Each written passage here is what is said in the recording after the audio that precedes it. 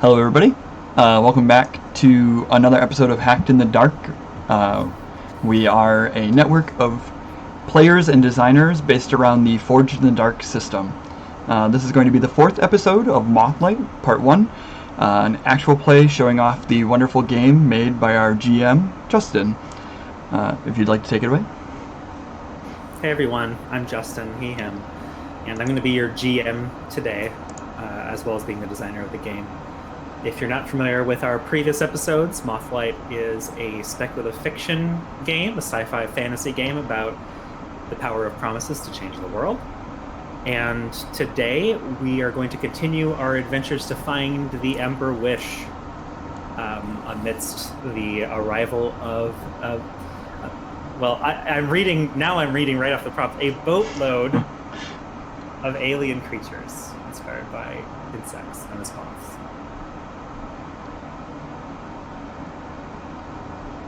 Hi, I'm Michelle, she, her, and I am playing Sequa, the playbook favorite.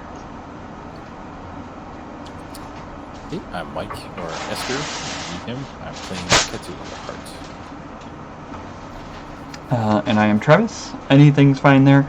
I am playing Volt, the Sage. And I'm Danielle. I use she, their pronouns, and I am playing Seer, the Shell. And last time on our adventures, we had a downtime roleplay heavy episode in which we learned a lot more about our characters' motivations. We worked through some doubts. We got some more doubt. And we took shelter in a bar, in an ancient, pub, I guess, I think is how it was described, on the edge of the Downs, which is a overgrown city that we're going to have to traverse to find the Ember Wish. So in today's episode, players, you have taken shelter in this place, and I think it's going to serve you for a time. But at some point, the clock is ticking, as we found out literally last time. You are going to have to brave the space between you and the Ember Wish's stronghold. So, I want to come in on us on that moment. Let's say it's like a rainy day in morning, the month of morning, and we catch sight of you moving silently through the rubble. I would say probably led by Ketu. Do you think that would be correct? Yeah, that seems right. Ketu, we've described this place before, imagine, a futuristic city covered in soil and greener, the equivalent of greenery, probably some alien, reds and white kind of colors, with these large pillars that maybe used to be buildings, pockmarking it, and the remains of an ancient space elevator cable kind of bisecting the city. So tell me, how do you move your group through this terrain, knowing that at any time you could be attacked if you're not careful? Yeah, I think I move through the buildings. Mm-hmm. Go in on the first floor and just keep off the streets and move when it's safe. And listen right. Constantly. Yeah, there's lots of scurrying from one structure, from a hiding place, essentially, to another. So it's probably slow going, but more safe to do it this way, I imagine.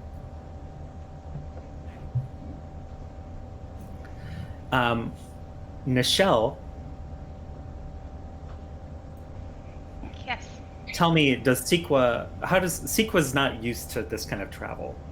She's not used to being, as we've established, she's not used to being out and about in the time of the Moths, and she's generally used to taking shelter in Fallen Leaf. Similarly, Volt we talked about how your character probably during these months would pretty much be underground full time. What is this feeling that you get being led by Ketu, and probably a bit by Seer as well, who maybe has some repressed memories of also like kind of navigating this terrain, maybe even the same territory in the time of silence. So for you two, who this is a little bit strange to, a little bit maybe more terrifying for, what is this like? You have a long distance to go. I think Sequa is taking it in stride, pretty much probably staying silent, maybe making occasional chit chat with Ketu. Based on the jacket that they stole last session, I'm pretty sure that Sequa in some downtime has taken off some of her sequins that have like been frayed or falling off and whatnot, and like put a little bit embedded on like the collar and whatnot. So Ketu has a little bit of the sparkle. Yeah. Ketu probably doesn't realize that so Sequa can keep a better eye on him, but yeah, I think probably doing better than Volt, because Volt is used to being underground. So, yeah. I kind of wonder. I'm curious to see how he's doing. Yeah, I'm a little curious about the situation in general, because like, for Volt, it probably was the first time ever seeing a moth, one of those creatures, like up close. Yeah, like within distance that it probably is terrifying, but like, we're traveling by day more so. There's like a so there's a new how to explain this. There's a few things I can explain to you to kind of give you the idea of maybe what this is like based on the setting we established together, which is have you seen any of those new kind of genre of horror movies that are all about they're monsters, but they're only going to find you if you talk, or if you breathe, or if you or if you smell or something, like that kind of a thing? Well, it's like all of that, because they're everywhere. And if people probably are afraid to make too much noise or draw attention to themselves, open fire is out of the question. One of the things I realized in making this setting is probably everyone knows sign language, because you want to be able to communicate during these times. And so communication is not necessarily an issue for you, but you do maybe have to be within line of sight, or else risk like calling attention to yourself. In a way, it is like you are being, there are predators about, and you don't want to draw their attention, is kind of the feel at this particular time of cool. Yeah. So yeah, that answers my question definitely, because my other thoughts were running along the lines of like, were they very like night and day, that kind of idea, like they have hibernation periods. But definitely I think Volt implicitly trusts Ketu as he leads through this whole area, and he probably is the slightest bit more skittish than he would have been before. Like, something falling behind now is like potential danger, or not just like an accident or something to investigate. But I think conversely, like mixed with the sense of dread, which hopefully doesn't have to become reality, he's probably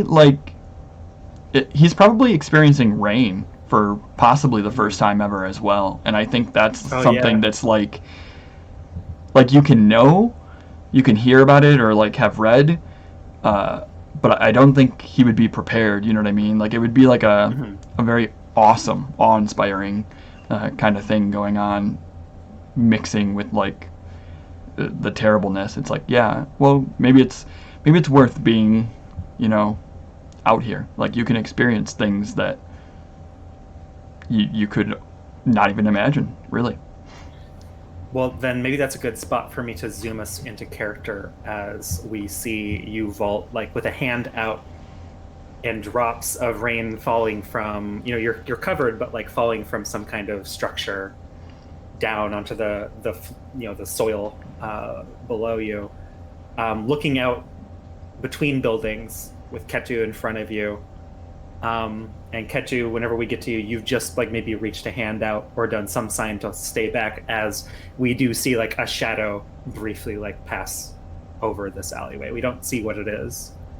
But that's where we'll kind of fall into character, with a reminder that this is actually, as slow as we are making a build up into this is going to be potentially an action scene, and you guys, the tone of the game right now is actually desperate because of the coming of the Moths. So keep that in mind. Yeah, I think Volt would quickly glance around. Ketu would have been like in focus the whole time, but I need to see to find out where Seer is. Like, that would be the first check.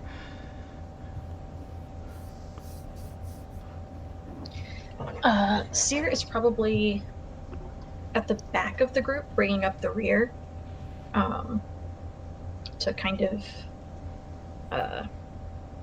safeguard Sequa and Volt between Ketu and himself. The two who kind of know more about what's going on. Seer is having just really intense deja vu the whole time. But he's probably not far behind Volt as we wait in this alleyway for the thing to pass. And gosh, the problem is Seer in this form doesn't have hands to do sign language with. You could probably approximate something. Yeah. I keep imagining like Owl from Winnie the Pooh with feather fingers. That's kind of what I had been imagining as well. Yeah. Yeah, I would imagine they're at least somewhat articulated because of needing them to fly. How did you grab that ball whenever we were jamming? Well, definitely he has talons, at least. Okay. But yeah.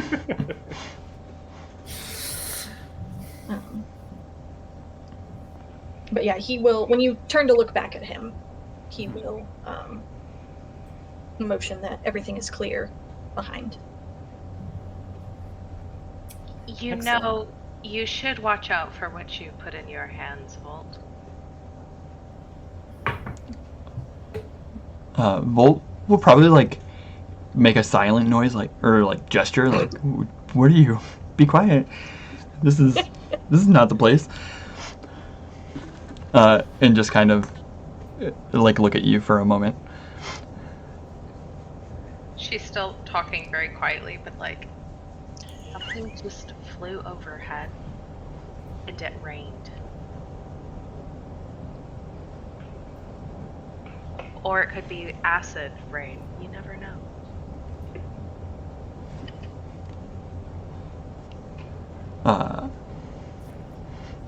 Yeah.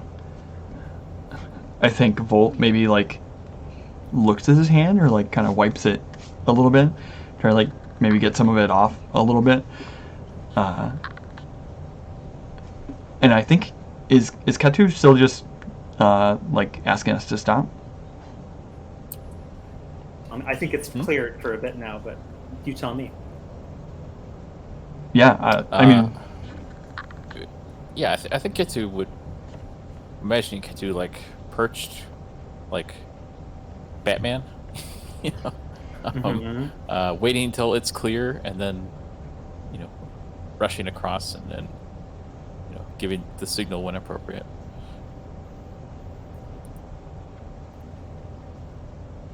Yeah. Volt would clumsily try to rush across the street.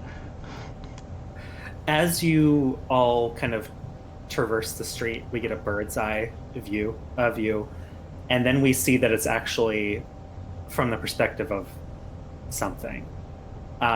There is a small, almost like dog, like on all fours machine of some kind, and on its shoulder it just has like a free rotating like satellite dish kind of style thing. Its face is kind of blank. Maybe let's give it the image of like the actual robots we're seeing come out now, of kind of like a little bit disturbingly animal, biological like, but without like faces or anything like that. But this one is we can tell that it's tracking you by the swivel of that. And as you go into a new building, this thing like darts off and just does like this quick movement across the building tops, on top of the one that you're now in.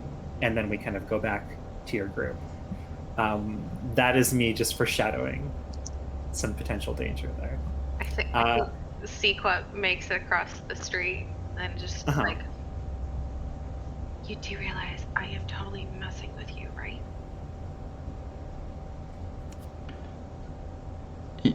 Well, yeah, of course. Do you want some soap? No. What are we going to use the acid rain with it? It's not acid rain. Oh, buddy. Wow, you're really messing with Volt's head. But hey.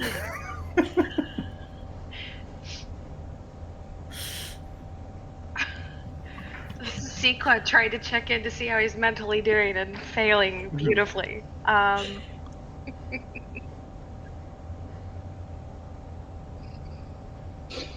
So you cool? I think Volt would just kind of like, probably like cold shoulder Sequa at that, like, and just kind of like step forward towards Ketu to ask some kind of question, like, does it stop sometimes? Like, it wasn't this much when we were coming here. Is it like when the moths come, it just keeps going? Yeah, what does Ketu? Ketu, I'm curious if you're gonna mess with him too. Yeah, I'm just figuring out how to phrase it.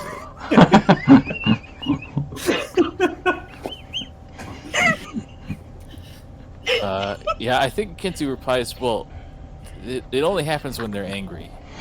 Oh my god.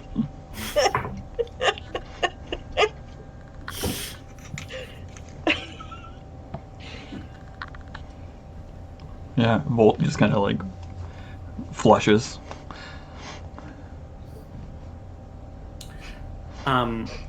As another foreshadowing, because this is kind of how I like to do danger that hasn't kind of shown its face yet. In this shot, even though it's kind of lighthearted, we catch a glimpse of something moving in like the dark ceiling above you, like clinging to it. And I think in this shot, even though Sequa is not a main part of the conversation, maybe you're looking off somewhere else, this thing is like purchasing itself up right above you, essentially. It's all the sequins.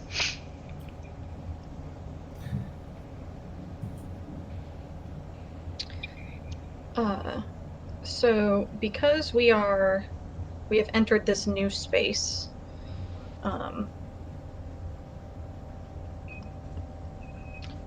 I would like to search my surroundings. Mm-hmm.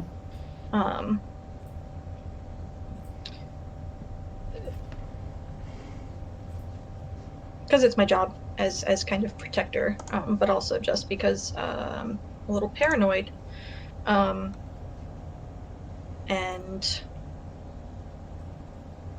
Absolutely. So yeah. I would like to search my surroundings. Go say. Yeah, would you like to gather some information? Yes, I would love to do so you tell me what action you're going to use. Sense is one that you have highlighted, I see, so that might be logical. Okay, why don't you roll for sense? Okay. I actually like Actually, now that I'm thinking about it, this might even be, even though it's kind of a meta level action roll, this might be like a action roll at this point. Like if you don't, there are consequences to not noticing things. Yeah. In this moment. So while I certainly will let you ask a question and respond to it as like a reward, whether it's a mixed success or otherwise, a consequence would be the consequence for this roll, which I'm going to put at risky actually, because I know the motivations of this thing, are that it will pounce on and take something from Sequa. Okay. 6. Excellent. So we see you being like eyeing things. Do we get like a RoboVision kind of a scene here, or is this more out of character than that? It's not first person perspective, I imagine. I mean, he probably has some kind of night vision, or at least twilight vision kind of thing. Can't see in total darkness, obviously, but in low light conditions, because he's a robot. And so he's doing a scan of the room. I like the idea that his eyes are backlit just a little bit. As he does this, and scans the room. And this conversation, people are ribbing Volt a little bit, is happening while you're doing this, when just suddenly you just spot, like, as if it were like a cat about to pounce, but completely upside down, hanging from the ceiling, this robot thing about to pounce on Sequa. What do you do? I dive to push her out of the way. Fair. You do that, and all of you are like surprised to see like this thing just goes whomp, and like lights start to appear all over it, like almost like a threat display kind of a thing. And we now see that now that we get a better view of it, it's as I described, like this hunched, almost like dog-like shape. But there are extra bits, like there are like almost mandible like arms on the front to manipulate things and stuff, and it seems to be like just locked on you, Seer, and Sequa right now. It just doesn't care about anything else, and it's approaching. I take a defensive stance in front of Sequa. It's gonna leap at you. Okay. I think Volt probably holds a hand out and kind of like tries to back Ketu and himself away a little bit. Well, you might not have much success because Ketu is going in to like kick its satellite dish. Yeah. I like, do we think this might become a group fighting kind of a thing briefly here? Sure. Okay. Let me make a clock for this encounter. So, this is where I reveal some meta information because it's kind of important to this clock.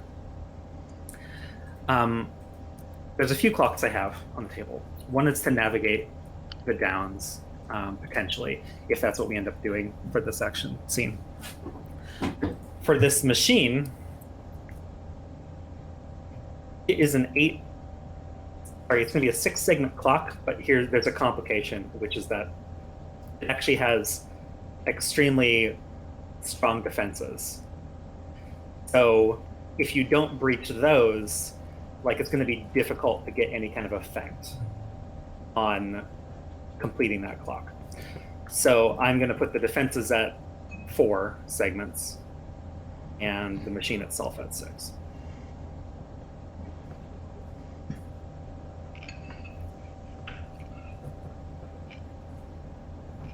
So you agreed like maybe this is a group fighting. That will certainly help you out to have numbers on your side against this thing, especially with its attention kind of focused in one direction.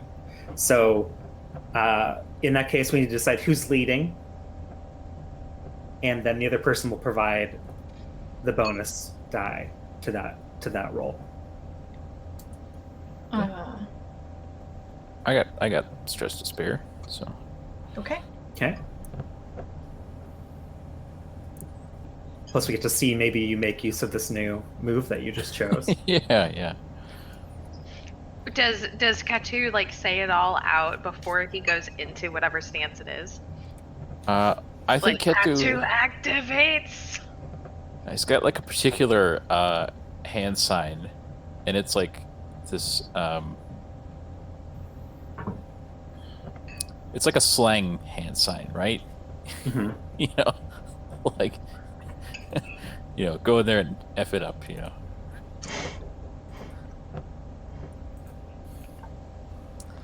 So, what action are you going to choose, Katu? Probably. I'll probably whisper for this first one. Oh, I like it. Which is interesting because it kind of implies that then seeing what you're doing might help you to like keep its attention or something, which is kind of cool. So that seems logical to me. I'll give you standard effect. I haven't told you what the defenses are yet, so you'll have to be creative in how you get around those before you know what they are. But you're going to have standard effect on potentially hurting it. Actually, you know what? Because you're not telling me how you get around these special defenses. It's still going to be limited to start, even with like this extra body, that's helping you. So if you want to push yourself for extra effect, if you have any other kinds of things to leverage, like trappings that are useful here, that kind of thing. Yeah, I don't know if we ever discussed what kind of weapons we get, right? Some people have, so some playbooks actually have those as options for trappings or even as points of supply they can spend. So for example, the spear actually has essentially weaponry as supply point. Like they can manifest it with supply points. You can do the same thing, but you'll just have to get more creative with it, right? So for example, you have childish things, stories from home, and traveler's gear. Manifesting a weapon from that, you might have to get pretty creative. But you do have a hoverboard as well, and other things that might be useful.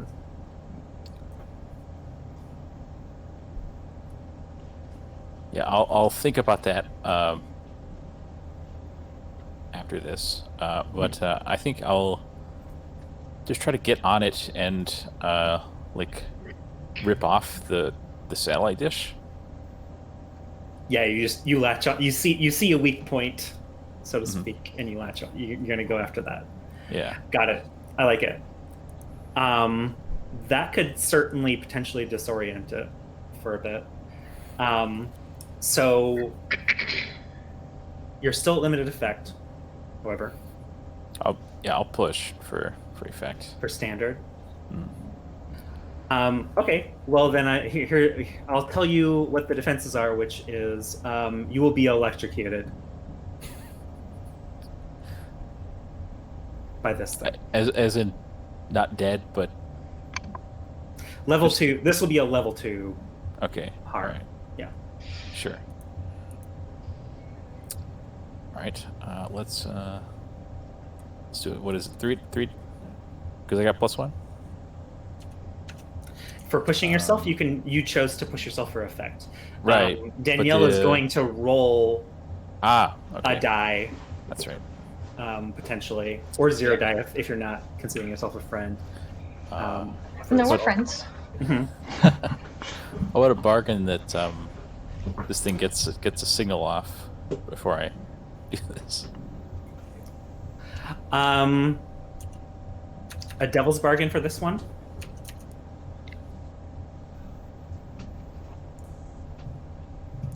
I think that the devil's bargain for this one, I'm already threatening you with harm, so that doesn't feel like a great one. I think that the devil's bargain might be that this thing will break something and make a bunch of noise. Like something will collapse in this fight. Okay. All right, rolling. You accepting that? All right. Yeah. Okay. Okay. Yep, I did get a 6. Right. Okay, I got a that's 4, good. So Beautiful. So the signature style still works?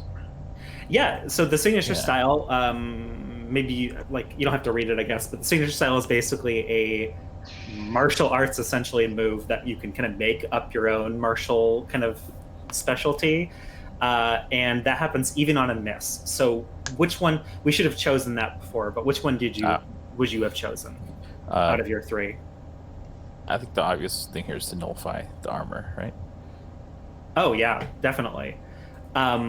In which case, what do we see you do that's just like that helps you ignore this armor? Because what I'll say is part of the defense of this thing is its metal shell. It can like electrify things, and it has other kinds of electric use, can attack using electricity and stuff. How do you get around that, even without knowing that is there? Or maybe you do.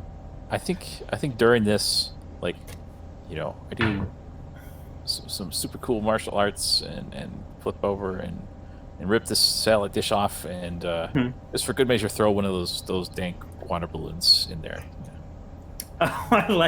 We maybe even see it charging up briefly to deliver some kind of shock or whatever to your whole group, and you just toss this water balloon and ground it for it just discharges into the ground or something. But I like that maybe that's where we hear a explosion or something,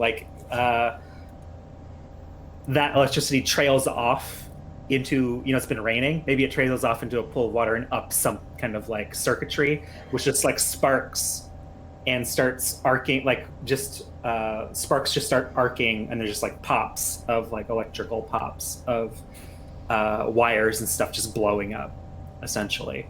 And as we briefly look outside, there is something with a insectoid eye that raises its head from a surrounding building, and then we go back to this fight. Because you chose to ignore its defenses, I actually raised your effect. We should have had that conversation before, but you're our 3 out of 6 for defeating this thing. Cool. Should we see how is Seer contributed? We should.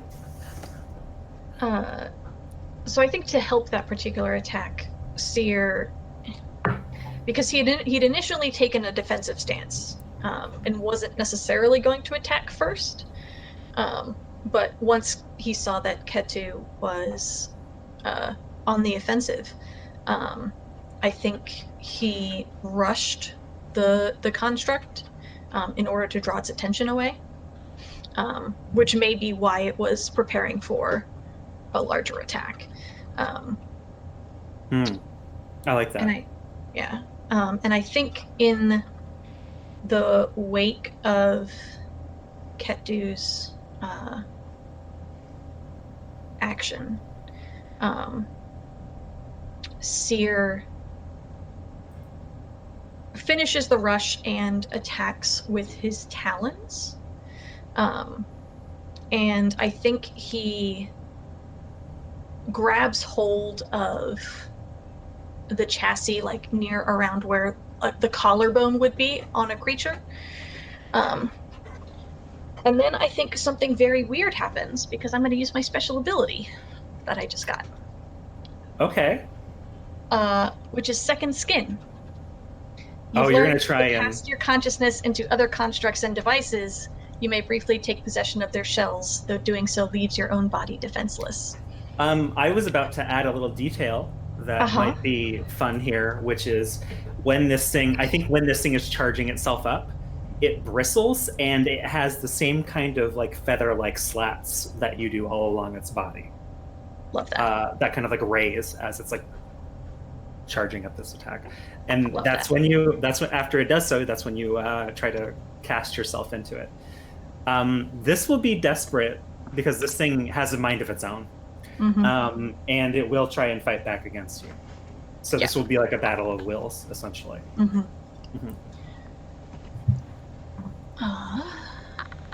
Assuming you were going to attune to it. Yeah. Yeah. I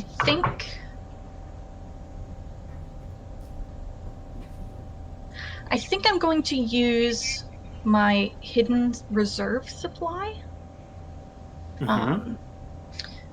Because I think what happens is he doesn't necessarily expect this to happen, but something when he latches onto this inside of his own chassis resonates, and like spins up and activates. Can I bring an NPC into this? Sure you can. Like in your head, you get this distinct impression of Nomen, like in a looking in a way you've never seen him before, which is like go mode kind of a look on his face, and maybe in your point of view he even like pounces into the thing, like from your body or something. Love that. Yeah. Yep. Okay. Let me make this really bad roll. Do you have a devil's bargain for me? Oh, I have a good one. Tell me, Michelle.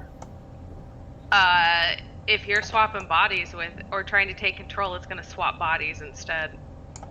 That's a fun one. I think that might defeat some of the progress that we're trying to make.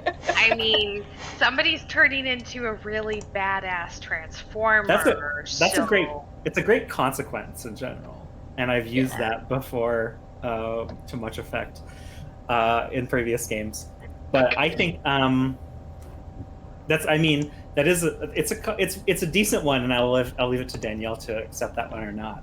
My counter devil's bargain would be something along the lines of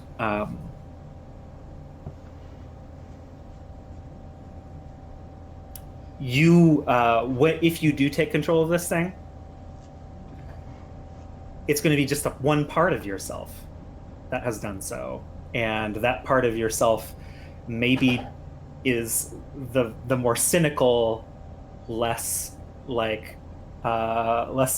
reserved side of yourself. Yes, I love that. I will take that. Okay.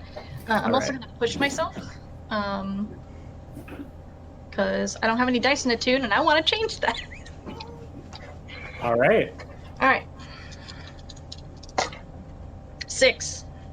What? Wow. Seer really wants this to happen. You needed that because because of desperate consequence would have been nasty. So yeah, this thing maybe is just like completely befuddled by your guys' swift reaction to its attack. And this is maybe where we see that your team has maybe grown a little bit in terms of reacting to things quickly as together, as opposed to just as individuals. And you open your eyes, Seer, because of what I gave you as a devil's bargain. You're still walking around this time. Like normally you would be shut down, but there's just like one part of you is controlling one thing, and this other part of you is controlling this other thing. And you kind of open your eyes, and the body feels oddly familiar. Like I was implying before, I think it's like maybe of the same origin or similar origin point or something. But there is something inside of this beast that is like not as intelligent. It's not. It's not even an animal. It's like this is not. This thing has a mission, and that's what it was going to do. It's not a personality.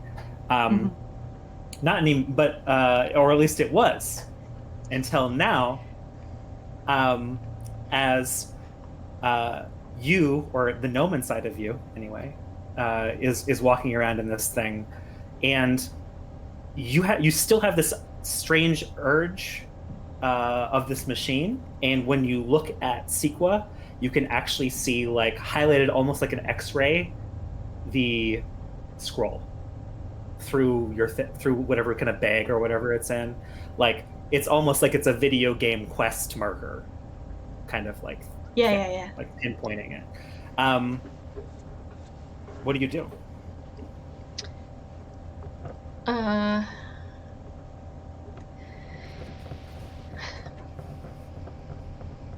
So, Dog Seer, Mhm. I think, sits because it's disorienting. And so to suddenly take in all of this other information is weird. And so I think the first thing he does is kind of sit and gather his wits. And shake his head a few times. Ketu, are you still like in fighting stance?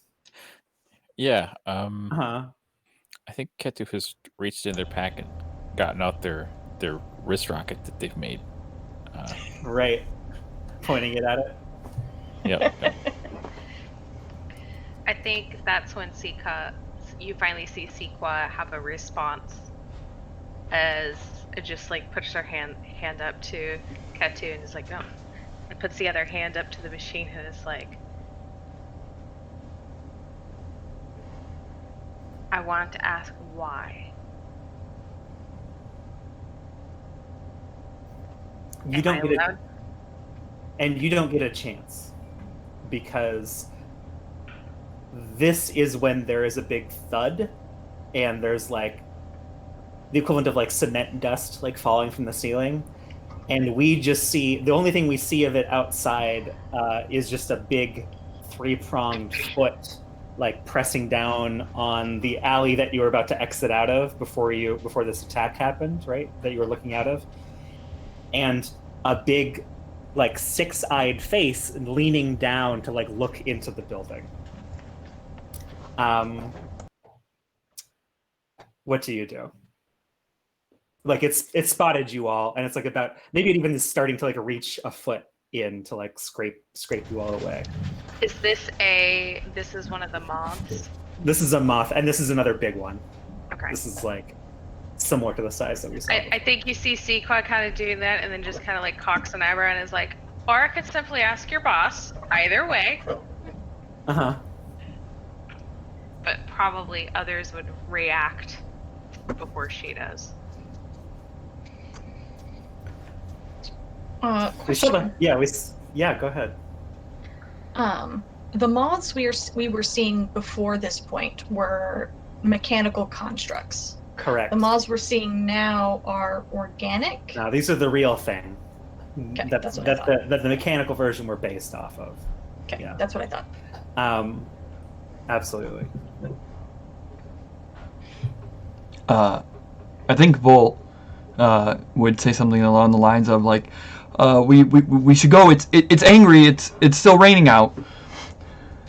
Oh, buddy. I love him so much. Oh my god. It's so beautiful. Oh, I don't want to be mean to him, but I have to be mean to him. I would probably look to. Talk. Before we do really like a move action, I think as Sequa goes to follow everyone else on escaping, I would like to use my new ability that I got last week of Sensei. Mm-hmm. You want to sense thoughts? Whose thoughts are you sensing? The moths? Yeah. I want to know if it's angry. This plays into my doubt that the hope and ending isn't for us, whatever it is, it's for them. You don't have to roll. Okay. Because you do so. What does it look like when you do so? Maybe we don't get to see it as in depth as we might in a future scene when it's going to be more highlighted. But like, do you put your hand to your head? Does it look like you're attuning, but because this is the first time we're seeing you do this on screen? Yes, and it does say that I can speak without speech. So I think Yes. it's one of those things of you kind of just, it's kind of like one of those silent moments of like the eyes Mhm. and the face looking down underneath, and everyone's trying to get Sequa and whatnot to run, and Sequa begins to go with them, and then she just looks back and the eyes lock, and that's when the communication happens. What you get is like predatory intent, because this is like an animal, like a level of intelligence kind of a thing, maybe a little more alien, but maybe to highlight like the actual information you get, it's like how to describe what a cat is thinking whenever its eyes have focused in on something and it's like actively trying to kill it, right? Like that's the feeling that you get back whenever you connect to this thing's head. And it's probably disconcerting as hell since you are the subject of this thing's like intention. So I think it's a little stressful probably for you, not like in the mechanical sense, but in terms of like So there is a very malice, definite this difference. malice coming at you. Yeah, definitely. Big difference. Okay. So And it's, you don't get the same kind of, like, you don't get the same detailed information that you do when you attune to like a machine. It's like emotions and intention. Yeah. okay, so first off, Volt was right. It is angry. I do have a question, and I'm not sure because this does pertain to somebody else's character. Mhm. I would love to gaslight this thing in redirecting Predator to No, you like, can't. How do you communicate with it? I would start you out at 0 effect, and you'd have to really try hard to explain to me how you get through to it. Because you can talk to it without speech, but you're not. If there's some telekinetic element here, but like it doesn't speak your language, and unlike a machine, it doesn't have a universal language, right? Too bad we can't get Seer's old body to move or something to distract it, because that would be that's kind of what I was thinking. That would be a really good way to distract it. Old body, you want. See, I don't know that Seer's in both places. I like this new one better. You know what? That might be what Noman is thinking right now. It's like, oh, I like this new body better. But we'll see. Okay. Mm-hmm. Good to know. That's kind of what I was thinking. And that's another thing. Like, I don't know that Seer's technically in both places. Right. No, I think what your moment here is like that moment in Jurassic Park when they realize, oh, the T-Rex is not just going to run away. It's not just going to walk away. It's going to try and eat us. Like, that's the kind of moment that you have with this ability. Yeah.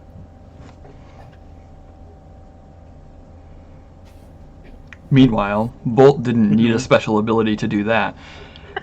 Yeah.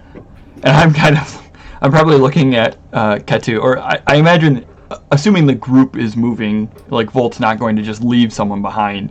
But like, yeah, we're having this discussion out of character, but like while we're having it, are we traversing terrain? Are we like moving as things are collapsing, maybe, and like falling down, trying to get away from it? What does it look like on screen?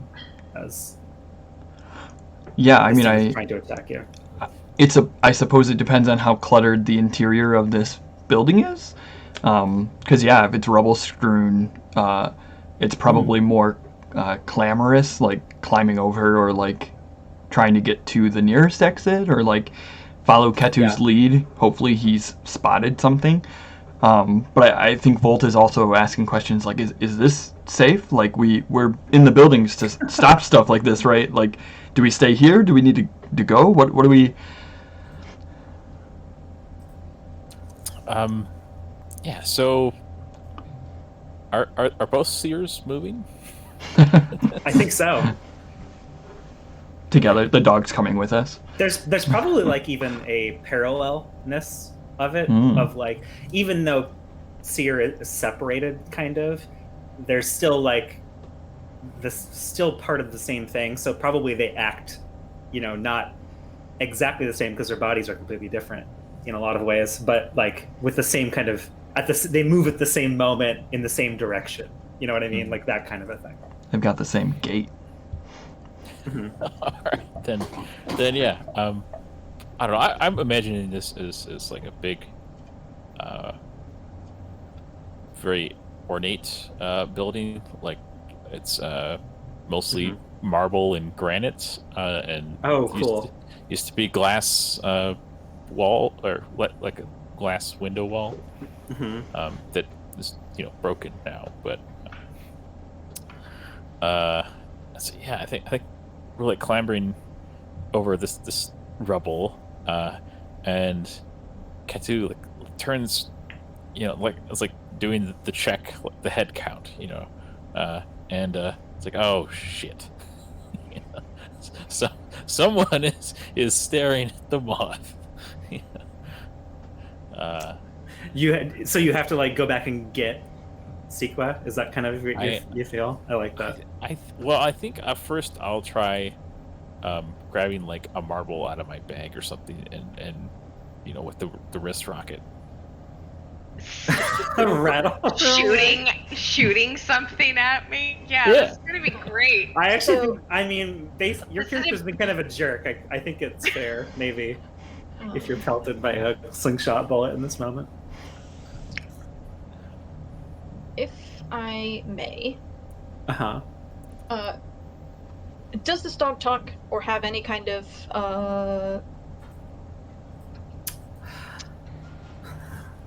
I don't think so, but I think the other part of you can understand it. Mm-hmm. You know what I mean?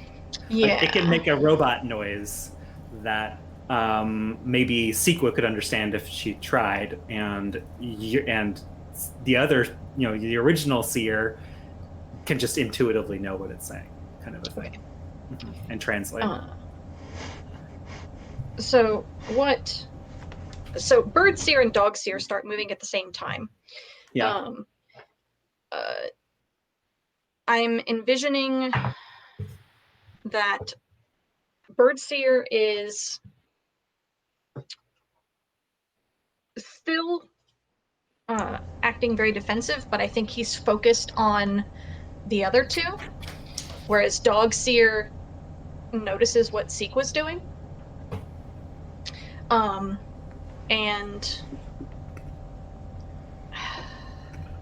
does it go to get her? Yeah. If Sequa paid attention, she would hear Dogseer say something along the lines of,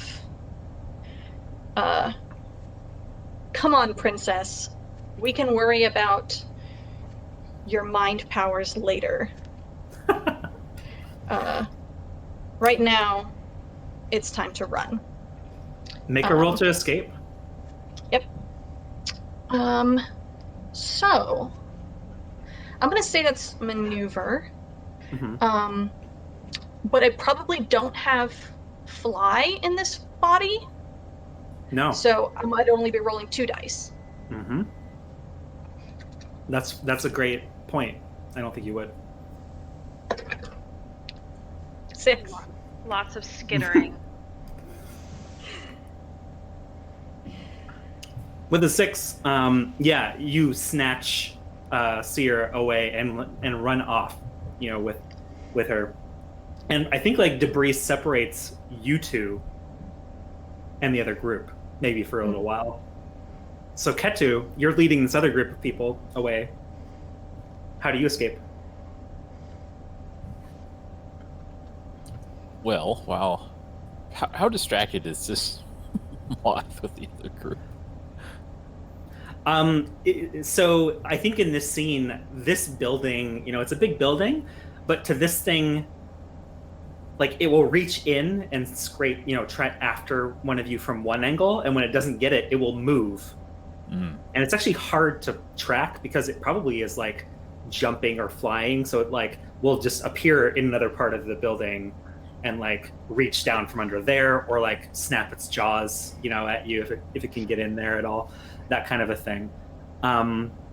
And I want to say like maybe there's even starting to be the sounds of maybe some other smaller moths like flying into the scene, like it's babies or whatever, or juveniles or something, in the background. So like there's increasing danger here, and not only that, but more and more stuff starts falling from the ceiling. The integrity of this building might be in question very soon. So you're both, to your point, you're both being attacked at the same time, essentially, because this is like a disaster moment almost. But as far as like who it's looking at, it can't quite get like a focus on any one of you at any one time, probably, because you're, as soon as it does, you're in the case of the other group, they're running into another room, or it's losing eyesight with it, but then it adjusts really quickly, and so it's kind of attacking you both at the same time. Sure. So I think to escape, I'm shooting more mob rolls as like to make sounds where we aren't, and like doing the whistle and throwing the whistle. That's actually really cool. Like a bit, like we just hear a crack off in one distance, and the thing like peeks its head down, and there's just nothing. I like that. Yeah. What action do you think that would be? Probably mislead. I would agree. I would say you have standard effect with that. All right. But this is potentially some pretty desperate consequences, given that buildings are falling all around you and stuff. So I'll push for a die. Can I assist him? Yes.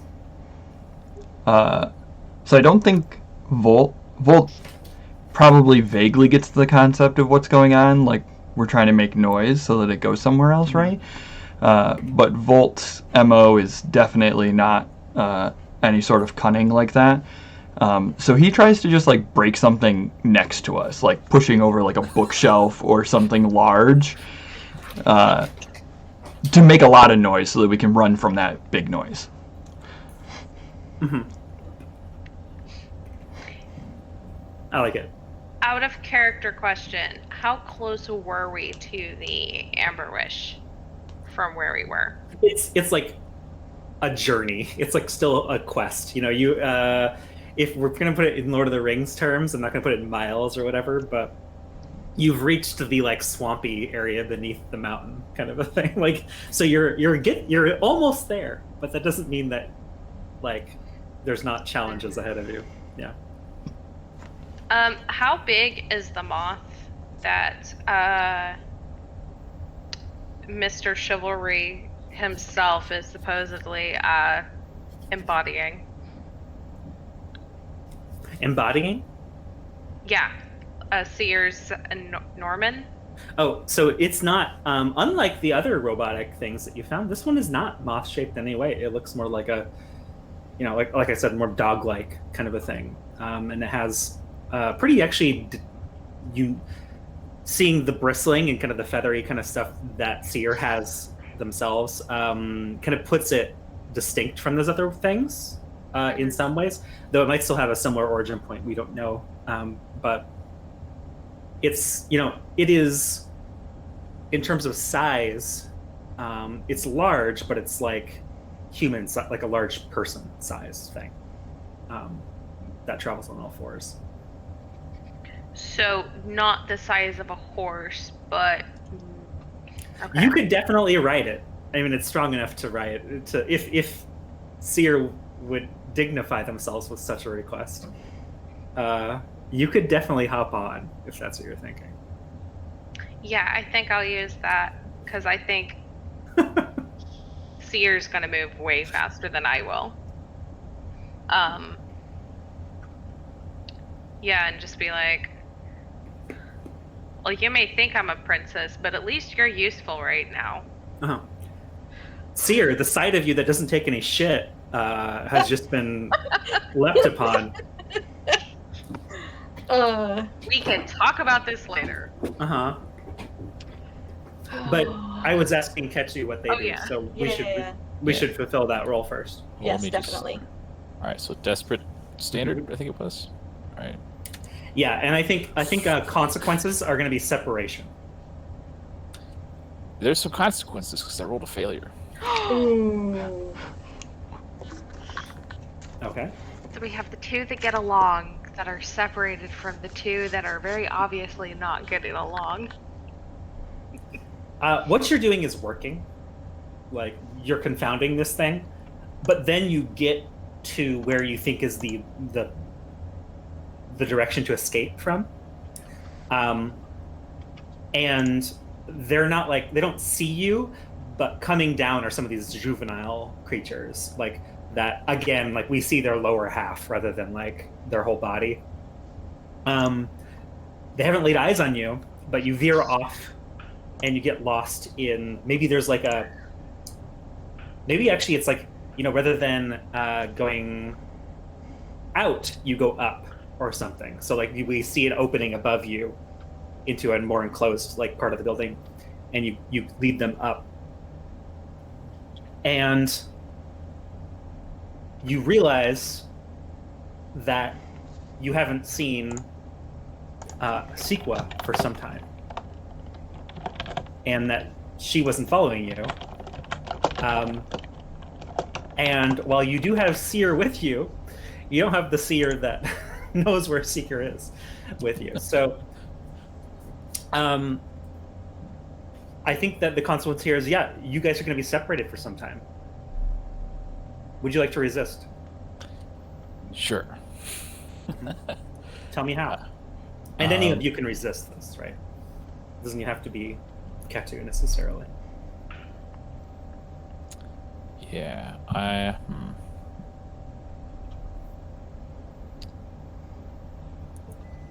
think it's just a matter of intuition, right? Mm-hmm. Like, I realize, oh, we're getting back into this corner. We're gonna have to go up these stairs, and I decide, well, that's a terrible idea, you know. And we will instead go down the stairs into the basement and try to ride things out. Make our way back to the other half of the group. All right. I'm going to say this is resolve. Okay. Because rather than escaping the situation, you're going to try and, it sounds like you're going to try and ride it out, which, besides being dangerous, like, will take a bit of fortitude. So go ahead and roll me a resolve resist. All right. 5 and 1. So what does that get me? So you take the, actually that's really good. You take the lowest, so that means you take 1 stress. Okay. But I want to, I think that this might be a scene out of like your classic zombie film of like boarding the windows kind of a style of moment, right? So what does that look like here in this particular circumstance, Ketu? Yeah. Maybe we bust into like the elevator shaft, right? Mm-hmm. And you know, make our way down and out the bottom, like a couple stories below, and and just throw a bunch of crap against the doors. I like that a lot. And to highlight why this means that you haven't been separated, we pan over to the other two, and you too have found your way somehow into this basement level or a lower level, maybe through like a smaller stairway or something, like imagine like a fire exit kind of a situation or something. You're still in different parts of this building, right? Fictionally, but you're together, like you're in one space together. Danielle and Michelle, as we move over to you, oh yeah, go ahead.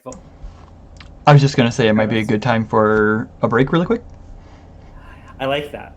Yeah. As we go to break, we kind of are seeing, as our group escapes to safety, ?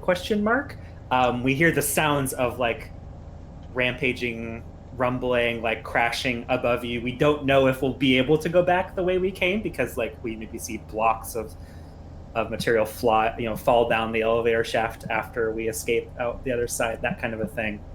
And there is a question of like, will we be able to escape this space now that they've caught our scent. Let's find out after these messages. We'll be back in a little bit, guys.